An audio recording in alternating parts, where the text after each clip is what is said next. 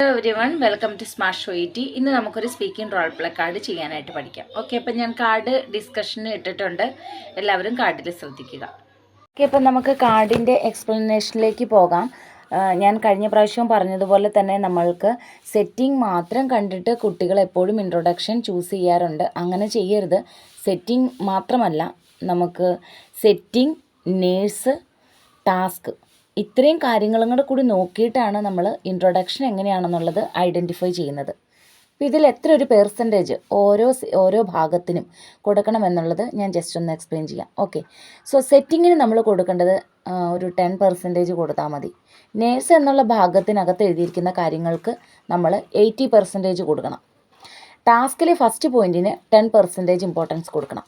അങ്ങനെ ഒരു 100% കൊടുത്താണ് നമ്മൾ ഇൻട്രൊഡക്ഷൻ നമ്മൾ ഫൈനലൈസ് ചെയ്യുന്നത്.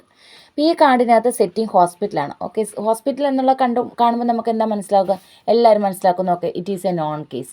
റൈറ്റിങ്ങിലെ പോലെ തന്നെ സ്പീക്കിങ്ങിൽ നമുക്ക് known case, unknown case differentiation ചെയ്യാനായിട്ടുണ്ട്. അപ്പോൾ നമ്മൾ ഹോസ്പിറ്റലിൽ കണ്ടുകൊണ്ട് നമ്മൾ ഓർക്കും, ഓക്കെ, ഇതൊരു നോൺ കേസാണ്. വെരി ഇമ്പോർട്ടൻ്റ് ആണ് നേഴ്സിൻ്റെ ഭാഗം വായിക്കുക എന്നുള്ളത്. അവിടെയാണ് നമ്മുടെ സ്ക്രിപ്റ്റ് കിടക്കുന്നത്. ഇപ്പോൾ ഒരു മൂവി ആക്ട് ചെയ്യാനാണെങ്കിലും ഒരു നാടകം ആക്ട് ചെയ്യാനാണെങ്കിലും എന്തിനാണെങ്കിലും നമുക്കതിനകത്ത് സ്ക്രിപ്റ്റ് വെരി ഇമ്പോർട്ടൻ്റ് ആണ്, അല്ലേ?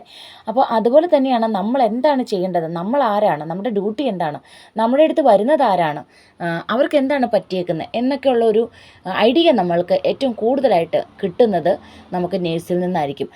നമുക്ക് സംസാരിക്കാനുള്ള കാര്യങ്ങളാണ് ടാസ്ക് ഭാഗത്ത് കിടക്കുന്നത്. നമ്മൾക്ക് ഐഡൻറ്റിഫൈ ചെയ്ത് ഓക്കെ ഇതിൻ്റെ പിറകിൽ എന്താണ്, ഇതിൻ്റെ ബാക്ക്ഗ്രൗണ്ട് എന്താണ്, ഈ സ്പീക്കിങ്ങിൻ്റെ ഈ റോൾ പ്ലേ കാർഡിൻ്റെ എന്ന് മനസ്സിലാക്കുന്നത് എപ്പോഴും നേഴ്സാണ്. മിക്ക കുട്ടികളല്ല കേട്ടോ, 99% കുട്ടികളും നേഴ്സിൻ്റെ ഭാഗം വായിക്കാറില്ല. എന്തുകൊണ്ടാണെന്നറിയാമോ? ലാക്ക് ഓഫ് ടൈമാണ്. കാരണം ലാക്ക് ഓഫ് ടൈമിനകത്ത് ആയതുകൊണ്ടാണ് അവരത് വായിക്കാതെ പോകുന്നത്. നമുക്ക് വായിച്ചിട്ട് സമയം കിട്ടില്ല, അങ്ങനെയുള്ളൊരു പ്രശ്നം. 3 മിനിറ്റല്ലേ ഉള്ളൂ, അതുകൊണ്ടാണ് അത് സ്കിപ്പ് ചെയ്യുന്നത്. ഒരിക്കലും ചെയ്യരുത്. നേഴ്സിൻ്റെ ഭാഗം വൃത്തിയായിട്ട് വായിച്ച് നോക്കുക. അപ്പം നേഴ്സിൻ്റെ ഭാഗം എന്താണ്? You see a parent of an 18-month-old baby. His or her son needs to have an urgent MRI, magnetic resonance imaging scan because of suspected osteomyelitis. The child is with the other parent and is not present for the discussion. Okay, clear ആയോ? അപ്പോൾ ഇതിൽ നിന്നും നമ്മൾ പാരൻറ്റിനോടാണ് സംസാരിക്കുന്നത്, not to the baby. ബേബിക്ക് എത്ര വയസ്സുണ്ട്? 18 months, 1.5 വയസ്സ് മാത്രമേ പ്രായമുള്ളൂ.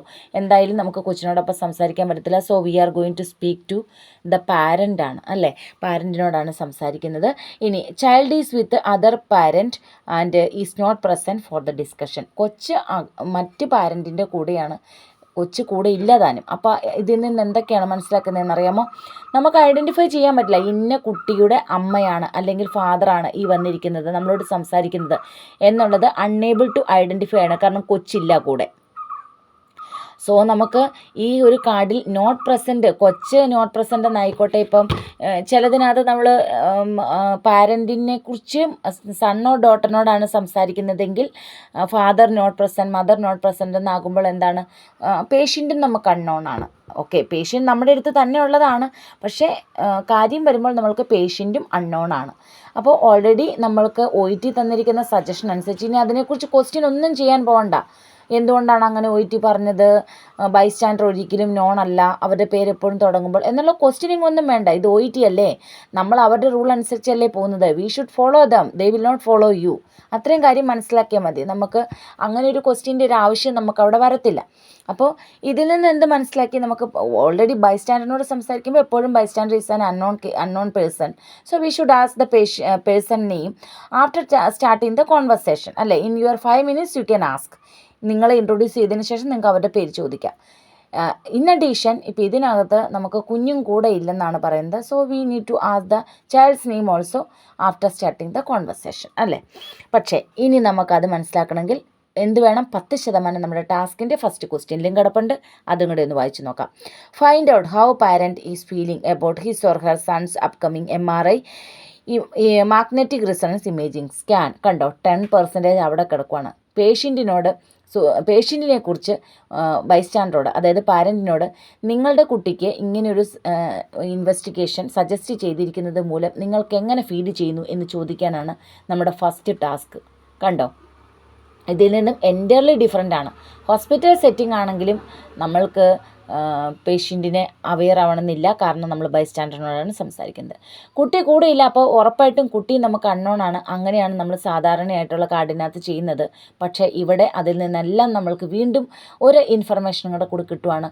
ടാസ്കിൻ്റെ ഫസ്റ്റ് ക്വസ്റ്റ്യനിൽ പാരൻറ്റിനോട് നിങ്ങളുടെ കുട്ടിക്ക് ഇങ്ങനെയൊരു ഇൻവെസ്റ്റിഗേഷൻ പറഞ്ഞത് മൂലം ഹൗ ഡു യു ഫീൽ എന്ന് ചോദിക്കാനായിട്ട് കൃത്യമായിട്ട് കിടപ്പുണ്ട്. അപ്പോൾ അതിൽ നിന്നും എന്ത് മനസ്സിലാവുകയാണ് നമുക്ക്? ഓക്കെ, നമ്മൾക്ക് കൊച്ച് നോണാണ്, നമ്മൾ പാരൻറ്റിനോട് ചോദിക്കുന്നതായിട്ട് നമുക്കറിയാം. അപ്പോൾ ഇത് എൻ്റർലി ഡിഫറെൻ്റ് ആയിട്ടുള്ളൊരു കാർഡാണ്. 3 സെറ്റിങ്ങിലും നേഴ്സിലും ടാസ്ക് ഫസ്റ്റിലും നന്നായിട്ട് ഇമ്പോർട്ടൻസ് ഉള്ളത് കൊണ്ടാണ് ഞാൻ ഈ ഒരു കാർഡ് നിങ്ങൾക്ക് ഇൻട്രൊഡക്ഷൻ എങ്ങനെയാണെന്ന് നിങ്ങൾക്ക് മനസ്സിലാക്കി തരാമെന്ന് ഓർത്തുകൊണ്ട് ഞാൻ എടുത്തത്. സോ നമുക്ക് ഈ കാർഡ് നമുക്ക് ഡിസ്കഷനിലേക്ക് വെക്കാം. നമുക്ക് എങ്ങനെയായിരിക്കും ഇൻട്രൊഡക്ഷൻ. കൊച്ചിൻ്റെ പേര് നേരത്തെ തന്നെ ചോദിക്കാം നമുക്ക്. അപ്പോൾ സപ്പോസ് ഇപ്പോൾ കൊച്ചിൻ്റെ പേര് പ്രിയ എന്നാണ് പറയുന്നതെങ്കിൽ പ്രിയ എന്ന് വിളിച്ചുകൊണ്ട് തുടങ്ങില്ല, കാരണം അത് കുഞ്ഞാണ്, നമ്മൾ ബൈസ്റ്റാൻഡറിനോടാണ് സംസാരിക്കുന്നത്. സോ ഇത് introduction. How will be the introduction? Good evening. ഇപ്പോൾ ഗുഡ് ഈവനിങ് ടൈമിലാണ് നമ്മൾ സംസാരിക്കുന്നത്. അത് ഗുഡ് ആഫ്റ്റർനൂൺ ആ ടൈമിലാണെങ്കിൽ അത് എന്തായാലും എക്സാമിന് ഗുഡ് ഈവനിങ് അല്ലെങ്കിൽ ഗുഡ് ആഫ്റ്റർനൂൺ ആയിരിക്കും. ഇനി നിങ്ങളുടെ ട്രെയിനറോടാണ് നിങ്ങൾ സംസാരിക്കുന്നതെങ്കിൽ may be if you are attending the class in the morning section, നിങ്ങൾക്ക് ഉറപ്പായിട്ടും ഗുഡ് മോർണിംഗ് തന്നെ പറയാം. സോ നമുക്ക് നമ്മുടെ ഇൻട്രൊഡക്ഷൻ എങ്ങനെയാണ്? Good evening, my name is, നിങ്ങളെ ഇൻട്രൊഡ്യൂസ് ചെയ്യുക, നിങ്ങളുടെ പേര് പറയുക. I am one of the registers working in this hospital ward. അതിനുശേഷം നമ്മൾ ചോദിക്കുവാണ്, നമുക്ക് സംസാരിക്കുന്ന ആളുടെ പേര് ചോദിക്കാം. So how may address you? Suppose ഇപ്പോൾ അവരുടെ പേര് മേരി എന്നാണ് പറയുന്നത്. ഓക്കെ, പാരൻറ്റിൻ്റെ പേര് മേരി എന്നാണെങ്കിൽ all right miss Mary, I think that you are mother of Priya. അപ്പോൾ അവർ പറയണം യെസ്. എന്തുകൊണ്ടാണ് നമ്മൾ അങ്ങനെ പറയുന്നത്? കൊച്ചിന് ഇങ്ങനെ ഒരു ഇൻവെസ്റ്റിഗേഷൻ പറഞ്ഞുകൊണ്ട് നിങ്ങൾക്ക് എങ്ങനെ ഫീൽ ചെയ്യുന്നു എന്നാണ് ഫസ്റ്റ് ടാസ്ക്. സോ അതിനർത്ഥം ഇന്നയാളുടെ കൊച്ചാണ് ഇന്നത് എന്ന് നമുക്കറിയാം, നമ്മൾ വിളിപ്പിച്ചതായിരിക്കണം. അതുകൊണ്ട് നമുക്കറിയാമെന്നുള്ളത് കൊണ്ട് മാത്രമാണ് ചോദിക്കുന്നത്. ഇങ്ങനെ ചോദിക്കാനില്ല എങ്കിൽ നമ്മൾ ഇതും അൺനോൺ പോലെ തന്നെ അവരോട് how may I help you എന്ന് ചോദിക്കുമ്പോൾ അവർ എൻ്റെ കൊച്ചിന് ഇങ്ങനെ ഒരു ഇൻവെസ്റ്റിഗേഷൻ നടക്കുകയാണ്, എനിക്ക് ഇതിനെക്കുറിച്ച് അറിയണമെന്നാണ് അവർ പറയുന്നതെങ്കിൽ ഓക്കെ എന്ന് ഒരു റിയഷുറൻസ് കൊടുത്തതിന് ശേഷം may no your child name അങ്ങനെ പറഞ്ഞിട്ടേ നമ്മൾ തുടങ്ങുള്ളൂ.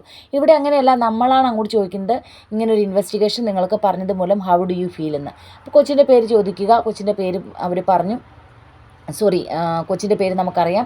ഇനി അത് വെച്ചിട്ട് നമ്മൾ ചോദിക്കുകയാണ്, all right miss Mary, doctor has suggested to do investigation for your child.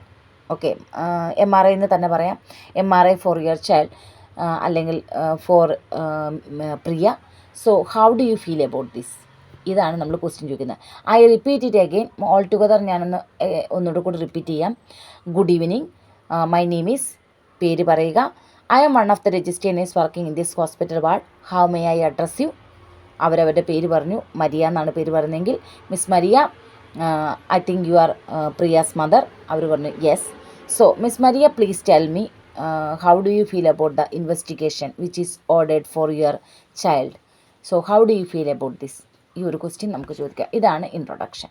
ഇനി ഇതിനെ വേറെ രീതിയിലും പക്ഷേ ഈ സെയിം മീനിങ്ങിൽ തന്നെ പല ക്വസ്റ്റ്യൻ ചോദിക്കാം കേട്ടോ. പക്ഷേ ഇത് തന്നെയായിരിക്കണം സെയിം മീനിങ്. ഇങ്ങനെയാണ് ഇൻട്രൊഡക്ഷൻ പോകുന്നത്. നെക്സ്റ്റ് ടാസ്ക് നമുക്ക് ഒന്നുകൂടെ കൂടി എക്സ്പ്ലെയിൻ ചെയ്യാം. സോ ഞാൻ ടാസ്ക് മൊത്തം എക്സ്പ്ലെയിൻ ചെയ്യുന്നത് കഴിഞ്ഞ പ്രാവശ്യം നമ്മുടെ ഇൻട്രൊഡക്ഷൻ മാത്രം എക്സ്പ്ലെയിൻ ചെയ്തപ്പോൾ ഒത്തിരി കുട്ടികൾ സജസ്റ്റ് ചെയ്തിട്ടുണ്ടായിരുന്നു മൊത്തത്തിൽ എക്സ്പ്ലെയിൻ ചെയ്യാമോ എന്ന് ചോദിച്ചിട്ട്. സോ നമുക്ക് നെക്സ്റ്റിലേക്ക് പോകാം. Explain need for scan. അതിൻ്റെ ബ്രാക്കറ്റ് കൊടുത്തിട്ടുണ്ട്. നമുക്ക് ബ്രാക്കറ്റ് തരുന്ന എപ്പോഴും കണക്ട് ചെയ്ത് പറയാനാണ്. So how we will explain this? Confirming diagnosis of infection, identify appropriate treatment. ഇത്ര കാര്യങ്ങൾക്ക് വേണ്ടിയിട്ടാണ് നമ്മൾ എക്സ്പ്ലെയിൻ ചെയ്യുന്നത് അല്ലേ, സ്കാൻ എന്തിനാണെന്നുള്ളത്. സോ നമുക്ക് എങ്ങനെ പറയാം? Miss Maria, don't get upset about your child situation. I can help you. I will explain you what is the need for this MRI investigation. So this investigation will help you to confirm the diagnosis of infection. It can help to identify what is the appropriate treatment which require for your child. So നമ്മൾ രണ്ടിനെയും connect ചെയ്ത് complete sentence ആക്കി പറയുവാണ്. അവരവിടെ ഒരു keyword മാത്രമേ തരുള്ളൂ, നമ്മൾ അതിനൊരു ഫുൾ സെൻറ്റൻസ് ആക്കി പറയണം. നോട്ട് ഫോം പറയരുത്, കംപ്ലീറ്റ് സെൻറ്റൻസ് ആക്കി നമ്മൾ പറയണം. നെക്സ്റ്റ് എന്താണ്? Outline scan process. ഓക്കെ, നമ്മൾ ഒന്നുകൂടെ കൂടി സ്കാൻ പ്രോസസ്സ് എന്താണെന്ന് ഔട്ട്ലൈൻ ചെയ്യുവാണ്. Child sedated, scanned in large tunnel, image taken, usually 20 to 60 minutes. ഇതിനെല്ലാത്തിനെയും കൂടെ കൂടി ചേർത്തിട്ട് നമുക്ക് പറയാം. So now I will explain you regarding the scanning process. During the procedure, the child will be sedated and we will do the scan in a large tunnel and the images will be taken. Usually it will take 20 to 60 minutes. So after that the child will be in observation. അങ്ങനെ എന്തെങ്കിലും ഒരു extra ഒരു point കൂടി പറഞ്ഞു കൊടുക്കാം. അതുപോലെ പറയാതെ next നമുക്ക് ചോദിക്കാം find out any other concern. എപ്പോഴും ഡ്യൂ ഹാവ് എനി കൺസേൺ എന്ന് ചോദിക്കാതെ തന്നെ നമുക്ക് മറ്റെന്തെങ്കിലും ആയിട്ട് നമുക്ക് ചോദിക്കാം. സോ നമുക്ക് ഇപ്പോൾ എങ്ങനെ പറയാം നമുക്ക്? So miss Maria please tell me due have any questions about your child situation. അപ്പോൾ അവർ എന്തെങ്കിലും ഒരു ക്വസ്റ്റ്യൻ പറയുന്നുണ്ട്, അതുകൊണ്ടാണ് നമുക്ക് confirm scan will be noisy confirm ചെയ്യുന്നത്. അപ്പോൾ മേ ബി അവർ ചോദിക്കുന്നത് എന്തെങ്കിലും സൈഡ് എഫക്ട്സ് ഉണ്ടോ, എന്തെങ്കിലും നോയ്സി ഉണ്ടോ എന്നായിരിക്കും ചോദിക്കുന്നത്. അതുകൊണ്ടാണ് നമ്മൾ അവിടെ അങ്ങനെ ഒരു ആൻസർ പറയുന്നത്. നമുക്ക് എക്സാമിന് പേഷ്യൻറ്റിൻ്റെ കാർഡ് കിട്ടുകയില്ല. ഇവിടെ കിട്ടുന്നവർക്ക് നമ്മൾ കാർഡൊക്കെ വായിച്ചിട്ട് ഓക്കെ ഇങ്ങനെ നമ്മുടെ എക്സാമിനർ ചോദിക്കുമായിരിക്കും എന്നൊക്കെ ചിന്തിച്ച് നമ്മൾ ട്രെയിനറോട് ഓക്കെ നീ എന്താണ് ഈ ക്വസ്റ്റ്യൻ ചോദിക്കാത്തതെന്നൊക്കെ ചോദിക്കാറുണ്ട്. But in examination hall you don't have the facility. അങ്ങനെയില്ല, നിങ്ങൾക്ക് ചോദിക്കാൻ പറ്റത്തില്ല. നിങ്ങൾക്ക് അവർ പറയുന്ന അനുസരിച്ച് മാത്രമേ ആൻസർ കൊടുക്കാൻ പറ്റുള്ളൂ. കാരണം എക്സാമിനർ കാർഡ് എക്സാമിനറുടെ കയ്യിലും നിങ്ങളുടെ കാർഡ് നേഴ്സിൻ്റെ ഭാഗമായിരിക്കും സ്റ്റുഡൻറ്റിൻ്റെ കയ്യിലും ഉണ്ടാവുക. സോ നമ്മൾ കൺഫേം ചെയ്യണം. Now I will explain U regarding the scan. It will be noisy. You can hear there will be some loud clicking noises and the electric current will be in the scanner. So I will explain you regarding the welfare during the scan of the child. So we will provide only appropriate dosage of sedation. Because of that the child will get only low risk of becoming conscious during the scan. So after the procedure and during the procedure we will monitor her very clearly. So we will observe her temperature, blood pressure, everything. So if any kind of abnormalities we can identify, and based on that we will provide appropriate treatment at that time. ഇത്രയും കാര്യങ്ങൾ പറഞ്ഞിട്ട് നമ്മൾ അവിടെ wind up ചെയ്യുവാണ്. Next outline schedule four child's discharge after scan. ഇനി നമ്മൾ ഡിസ്ചാർജിനെ കുറിച്ചാണ് പറയുന്നത്. നമുക്കൊന്ന് എക്സ്പെക്റ്റ് ചെയ്യാൻ കേട്ടോ. നമ്മുടെ എക്സാമിനർ ചിലപ്പോൾ എപ്പോഴാണ് എൻ്റെ കൊച്ചിനെ ഡിസ്ചാർജ് ചെയ്യുക എന്ന് ചോദിക്കുന്നതായിട്ടൊന്ന് എക്സ്പെക്റ്റ് ചെയ്യാം. അവർ ചോദിച്ചില്ലെങ്കിലും കുഴപ്പമില്ല, നമുക്ക് അതിൻ്റെ ആൻസർ പറഞ്ഞു കൊടുക്കാം. So now I will provide you information regarding discharge after the scan. So we will give some food and a drink to the child. If he is able to tolerate that, we will discuss regarding the discharge. Also we will monitor child's after the procedure regarding some side effects such as drowsiness. So if doesn't have any issues with the child, we will discharge the patient. ഇതാണ് ഡിസ്ചാർജിനെ കുറിച്ച് പറയുന്നത്. Emphasise result process. Next നമ്മൾ റിസൾട്ടിനെ കുറിച്ച് പറഞ്ഞു കൊടുക്കണം.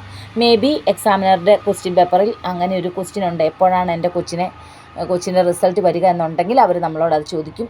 ചിലപ്പോൾ ഉണ്ടെങ്കിലും ചില എക്സാമിനേഴ്സ് നമ്മളോട് ചോദിക്കില്ല. നമ്മൾ തന്നെ കേട്ടിട്ടില്ലേ, ചിലപ്പോൾ കുറേ പ്രാവശ്യം എക്സാമൊക്കെ അറ്റൻഡ് ചെയ്യുന്നവരായിരിക്കും നിങ്ങളുടെ കൂട്ടത്തിൽ തന്നെ പോകുന്നത്. അപ്പം നമ്മൾ തന്നെ അറ്റൻഡ് ചെയ്ത് നമ്മളത് കണ്ടിട്ടുണ്ട്. എക്സാമിനർ നമ്മൾ എക്സാം കഴിഞ്ഞതിന് ശേഷം പറയാറുണ്ട് എൻ്റെ എക്സാമിനർ ഒട്ടും കോപ്പറേറ്റ് ചെയ്യുന്ന വ്യക്തി അല്ലായിരുന്നു, ഒരു കോർഡിനേഷനും ഒക്കെ അല്ലായിരുന്നു എന്നൊക്കെ നമ്മൾ പറയാറുണ്ട് അല്ലേ. അത് ഇങ്ങനെയൊക്കെ ക്വസ്റ്റ്യൻ അവരുടെ പേപ്പറിൽ ഉണ്ടെങ്കിൽ പോലും, ക്വസ്റ്റ്യൻ പേപ്പർ ഉണ്ടെങ്കിൽ പോലും maybe they will not ask any questions to you. അപ്പോൾ എന്തായിരിക്കും അതിൻ്റെ ഒരു റിഫ്ലക്ഷൻ എന്തായിരിക്കും? You should speak for 5 minutes continuously. അപ്പോൾ അങ്ങനെ വരുമ്പോൾ നമുക്കൊരിക്കലും അവരെ കമ്പൽ ചെയ്യാൻ പറ്റത്തില്ല. We should not compel them to ask questions. നമുക്ക് ചെയ്യാൻ പറ്റത്തില്ല. ദേ ആർ എക്സാമിനേഴ്സ് അല്ലേ, നമുക്ക് ചോദിക്കാൻ പറ്റത്തില്ല. പകരം അങ്ങനെ വരുമ്പോൾ നമ്മൾ എന്താണ് ചെയ്യുക? നമുക്ക് കുറച്ച് ഇൻട്രാക്ഷൻ ക്വസ്റ്റ്യനൊക്കെ ചോദിച്ച് does your baby has any other disease കണ്ടീഷനോ, how she is feeling about ദിസ്ന്നോ അങ്ങനെയൊക്കെ ചോദിച്ചിട്ട് നമുക്ക് എന്തെങ്കിലുമൊക്കെ ഇൻട്രാക്ഷൻ ക്വസ്റ്റ്യൻ ചോദിച്ച് 5 minutesലോട്ടേക്ക് ഒന്ന് എത്തിക്കാം എന്നുള്ള അല്ലാതെ നമുക്ക് അവരെ കമ്പൽ ചെയ്യാൻ പറ്റത്തില്ല. എപ്പോഴും നമ്മൾ do you have any question, do you have any concern ചോദിച്ചുകൊണ്ടിരുന്നു കഴിഞ്ഞാൽ they will not be happy. They will get angry, they will get disappointed on you. ഞാൻ പഠിച്ച സമയത്ത് എൻ്റെ ഫസ്റ്റ് അധ്യാപകൻ എനിക്ക് പറഞ്ഞു തന്ന ഒരു ആൻസറായിരുന്നു, അല്ലെങ്കിൽ ഒരു ഓപ്ഷനായിരുന്നു ഇത്. നിങ്ങൾക്കൊന്നും പറയാൻ കിട്ടുന്നില്ലേ പിള്ളേരെ, നിങ്ങൾ അങ്ങോട്ട് ചോദിച്ചു കൊടുക്കണം നിങ്ങളുടെ എക്സാമിനറോട്. അവനെ മിണ്ടാതിരുത്തിക്കരുത്. നിങ്ങൾ 35,000 പേ ചെയ്തിട്ട് ചെയ്യുന്ന എക്സാമാണ്. Never we can say that. 35,000 നമ്മൾ പേ ചെയ്യുന്നുണ്ടെങ്കിൽ നമുക്ക് പോകാനും നമ്മുടെ ലാഭത്തിനും വേണ്ടിയിട്ടല്ലേ. അതിന് നമ്മളൊരു ദൈവാനുഗ്രഹമായിട്ട് തന്നെ കൂട്ടുക. Never do that. അങ്ങനെ പറയുന്ന ഒരു രീതിയിലും നിങ്ങളുടെ ട്രെയിനർ അങ്ങനെയാണ് നിങ്ങളെ പഠിപ്പിക്കുന്നതെങ്കിൽ നിങ്ങൾ അങ്ങനെ ചെയ്യരുത് കേട്ടോ. ഒരിക്കലും അത് കൊള്ളില്ല. കാരണം അതൊക്കെ അവരെ നമ്മൾ ഇറിറ്റേറ്റ് ചെയ്യും. നമ്മളവർക്ക് ഇപ്പം നമുക്ക് ഓക്കെ ഇപ്പോഴത്തെ സമയം അനുസരിച്ച് സ്പീക്കിങ്ങും റൈറ്റിങ്ങും നമുക്ക് നല്ല മാർക്ക് കിട്ടുന്നുണ്ട്, ദാറ്റ്സ് റൈറ്റ്. ബട്ട് വേറൊരു കാര്യം കൂടെ ഉണ്ട്. അതിൽ കിട്ടുന്നതനുസരിച്ച് നമ്മുടെ റീഡിങ്ങിനെ ലിസണിങ്ങിനെയൊക്കെ അത് ഇൻഫ്ലുവൻസ് ചെയ്യും. അപ്പോൾ അതുകൊണ്ട് തന്നെ അങ്ങനെയൊന്നും നോക്കാതെ നമ്മൾ സത്യസന്ധമായിട്ട് നമ്മൾ നല്ല ഗുരുത്വം നമ്മൾ വെച്ചിട്ട് നന്നായിട്ട് നമ്മൾ എക്സാം അറ്റൻഡ് ചെയ്യുക, നന്നായിട്ട് പ്രാർത്ഥിക്കുക, നന്നായിട്ട് അറ്റൻഡ് ചെയ്യുക, അങ്ങനെ കൂട്ടിയാൽ മതി കേട്ടോ. പിന്നെ നമുക്ക് അടുത്തതിലേക്ക് പോകാം. നെക്സ്റ്റ് നമുക്ക് നമ്മുടെ ഒരു ലാസ്റ്റത്തെ പോയിൻ്റാണ് നമ്മൾ പറഞ്ഞു കൊടുക്കുന്നത്. അപ്പോൾ റിസൾട്ട് പ്രോസസ്സിനെ കുറിച്ച് പറയണം. Now I will provide you information regarding the result. Okay, so the images അല്ലെങ്കിൽ result will be analysed by the radiologist. Then it will go to the doctor's side. So he will read the result അല്ലെങ്കിൽ images. He will see the images. Based on that, you will have an appointment and you can come and doctor will discuss regarding the result with you. As per that, he will provide you treatment, diagnosis, everything. ഇത്രേ ഉള്ളൂ. നമുക്ക് 5 minute തന്നെ പറയണം. ഇനി പലരും ധരിച്ചു വെച്ചിരിക്കുന്നവണക്ക് നമ്മൾ ചോദിക്കണം, okay so do you have any questions ചോദിക്കണു. അപ്പോൾ അവർ 5 മിനിറ്റ് ആയില്ലെങ്കിൽ ഇല്ല എന്ന് പറയുന്നു. അപ്പോൾ നമ്മൾ okay, thank you so much for listening to me, I hope I have explained everything. ഇതൊന്നും നമുക്ക് കൂട്ടത്തില്ല കേട്ടോ 5 മിനിറ്റ്സിനകത്ത്. 5 മിനിറ്റ്സ് വരെ ടിൽ 5 മിനിറ്റ്സ് സംസാരിക്കുക, അതിന് തന്നെ കൂട്ടത്തുള്ളൂ. നമുക്ക് എന്തെങ്കിലുമൊക്കെ കുറച്ചുകൂടെ കൊച്ചിനെ ടേക്ക് കെയർ ചെയ്യുന്ന കാര്യം, after going home please take care of your child because he may have some sedation, drowsiness. So do not allow him to go to her to go to outside and to play. So please take care of your child. Please monitor. If any kind of abnormalities, if you notice, please immediately come to the hospital. We will take care of your child. We will give immediate care. ഇങ്ങനെ എന്തെങ്കിലുമൊക്കെ പറഞ്ഞ് ആവശ്യമുള്ള കാര്യങ്ങൾ പറഞ്ഞു. പിന്നെ leaflet എപ്പോഴും provide ചെയ്യാം. അത് എത്ര നമ്മൾ ബൈഹാർട്ട് ചെയ്ത് പഠിച്ചിട്ട് പോകുന്ന കാര്യങ്ങളാണെങ്കിലും ദാറ്റ് ഈസ് വെരി എസെൻഷ്യലാണ് ലീഫ്ലെറ്റ്. സോ ലീഫ്ലെറ്റ് പ്രൊവൈഡ് ചെയ്യാം. അങ്ങനെയൊക്കെ നമുക്ക് 5 മിനിറ്റ്സ് എത്തിക്കാം. എല്ലാവർക്കും മനസ്സിലായെന്ന് വിചാരിക്കുന്നു. അപ്പോൾ എക്സ്പ്ലനേഷൻ പോലെ പഠിക്കുക. നെക്സ്റ്റ് ക്ലാസ്സിൽ കാണാം. Thank you so much.